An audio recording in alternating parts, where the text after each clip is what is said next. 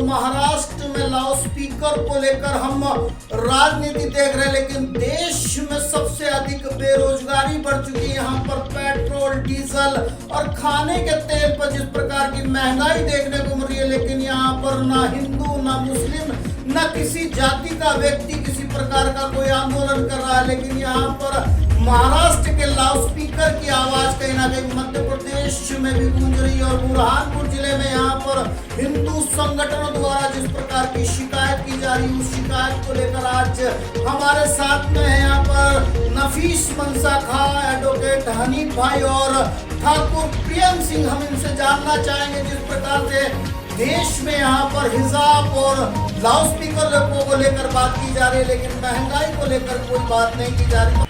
हिंदू जागरण मंच ने बुरहानपुर सहित प्रदेश भर के अंदर ज्ञापन दिया था। मस्जिदों के अंदर से इलीगल लाउड स्पीकर्स और एम्पलीफायर के थ्रू जो ये अजान कर रहे हैं, इतनी तेज़ आवाज़ के अंदर के कान फट रहे हैं। 2005 के अंदर माननीय उच्च न्यायालय मध्य प्रदेश का ये आदेश है कि आप तेज़ आवाज़ में एक डेसिबल तय कर रखा है, 55-60 डेसिबल शायद तक, उससे ज़्यादा तेज़ आवाज़ के अंदर नहीं बजा सकते।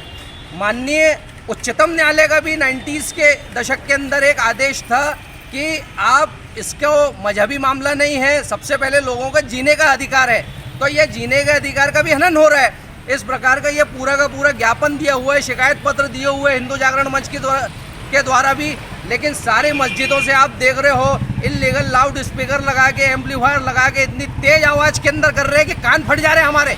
तो आप देखिए इस्लामिक मुल्क जितने भी हैं, सऊदी अरेबिया के अंदर भी मिनिस्ट्री ऑफ इस्लामिक अफेयर्स ने खुद एक आदेश पारित कर रखा है कि मस्जिदों के अंदर लाउड स्पीकर नहीं होंगे। इसी प्रकार सारे इस्लामिक मुल्कों के अंदर मस्जिदों में लाउड स्पीकर नहीं है।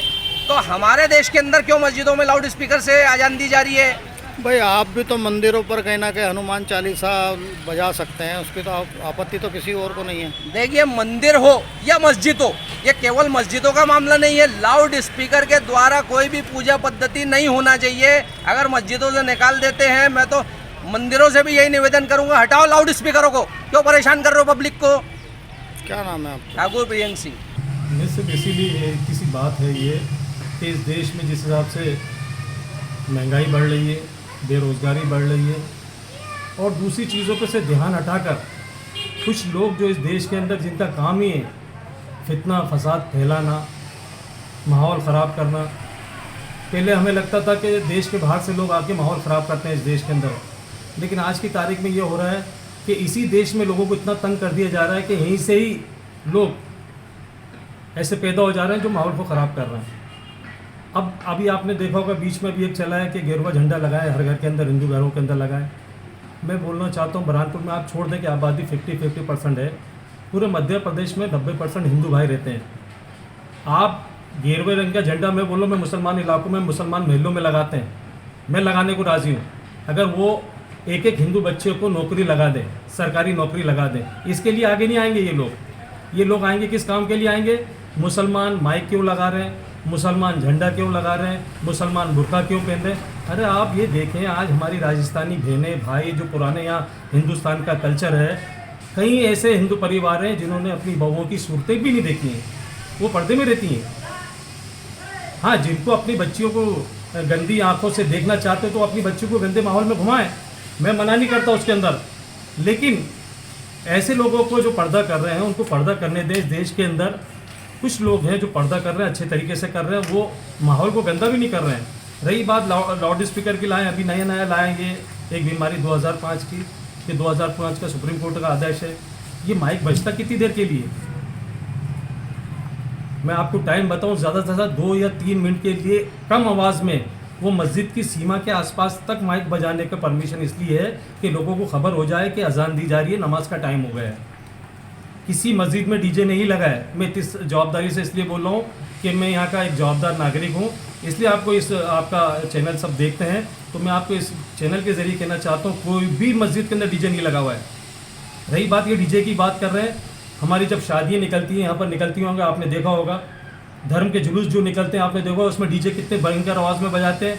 और ये भाई जो आपके सामने अभी बोल रहे थे माइक के ऊपर, ठाकुर साहब, मैं इनसे गुजारिश करना चाहता हूँ, इस काम को छोड़कर जो हमारे हिंदू भाई बेरोज़गार घूम रहे हैं, जो बच्ची बेरोज़गार घूम रही हैं, उनके रोज़गार की बात करें, उनके काम धंधे की बात करें, उनकी तालीम की बात करें कि बच्ची बैठी आज फीस भरने के पैसे नहीं है लोगों के पास, वो ये काम नहीं करेंगे।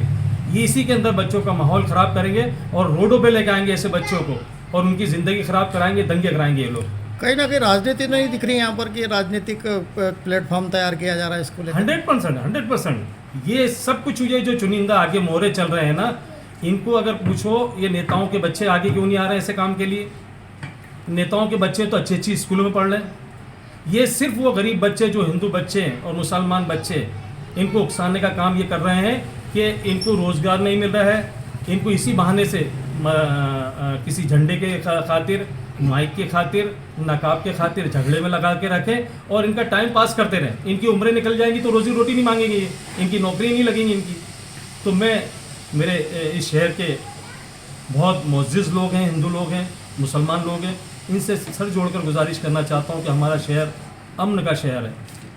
अगर इस शहर में ऐसे ही हम माहौल ख़राब करने लग गए तो बाहर से कौन आएगा हमारे शहर में उद्योग लगाने के लिए और हमारे बच्चों को कौन नौकरी देगा। आज 90% हिंदू और 10% मुसलमान पूरे हिंदुस्तान में है, तो बड़ा भाई हिंदू और छोटा भाई मुसलमान बन के रह नहीं सकते इस देश के अंदर क्या? 2023 में चुनाव है क्या? हाँ चुनाव है, 2023 में चुनाव है ना, तो सारे हथकंडे उसी के हैं। किसी को धर्म से, किसी को हनुमान चालीसा से या किसी को मस्जिद के साउंड से कोई लेना देना नहीं है।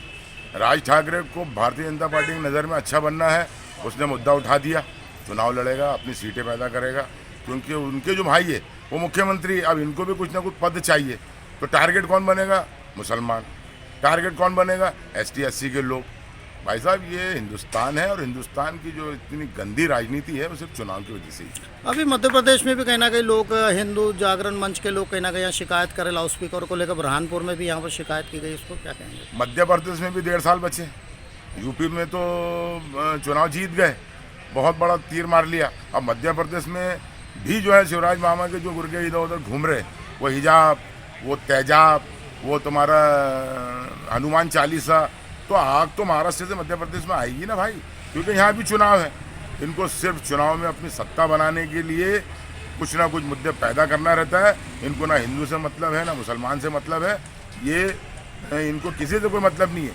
हिंदुस्तान को आत्मनिर्भर नहीं बना रहे ये लोग, ये इस तरीके के हथकंडे पैदा करके मुसलमानों को आत्मनिर्भर बना रहे हैं और इसका परिणाम हमारे हिंदुस्तान के लिए आज नहीं कल बहुत घातक सिद्ध होगा।